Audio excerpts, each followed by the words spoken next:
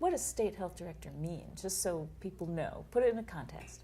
Well, certainly our charge as both a division and as a state health director is to protect and improve the health of North Carolinians. So my day, my life, my career are centered around those issues. For North Carolina, it also means exercising a number of duties and powers that are delegated to the state health director, generally by the state legislature. And those powers are? Some of them involve issues that would protect the public's health. As you can imagine, some things can be done through persuasions and other things need to be done through authority. So if we have a new threat that's presented, whether it's an issue of terrorism or of a novel virus or communicable disease, sometimes you have to restrict the rights of a few in order to protect the masses. So I may have powers of quarantine, powers to look at medical records, other things that would be able to protect the health of the public. Often these are actually delegated to local health directors because it's often in our counties and in our communities around the state where threats are actually first recognized.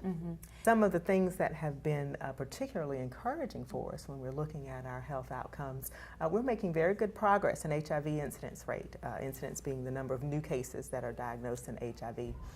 We have a set of very specific targets for health outcomes. We call them our Healthy North Carolina 2020 goals. That's our blueprint for success.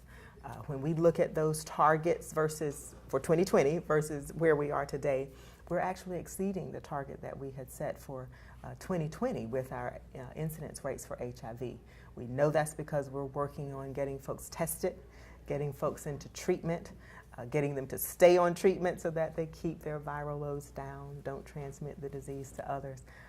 And to be in a position to be in public health at a time when we're seeing that kind of encouraging information in HIV is certainly a good reason to come to work. I'm hopeful that we'll actually beat that disease over the, I hope, over my career. Last year, the General Assembly pretty much eliminated money for tobacco, for youth tobacco cessation programs. Yes, indeed, they did. I'm glad you asked. This is an issue that is near and dear to me, and certainly as a state health director, as someone whose job it is to point out what our most pressing health concerns are.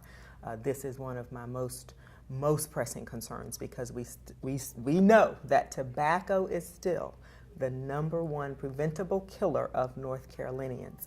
And I don't think that the state really wants to be in a position to be really the only, if not one of the few states in the country that's not putting any state funds towards addressing our #1 preventable killer.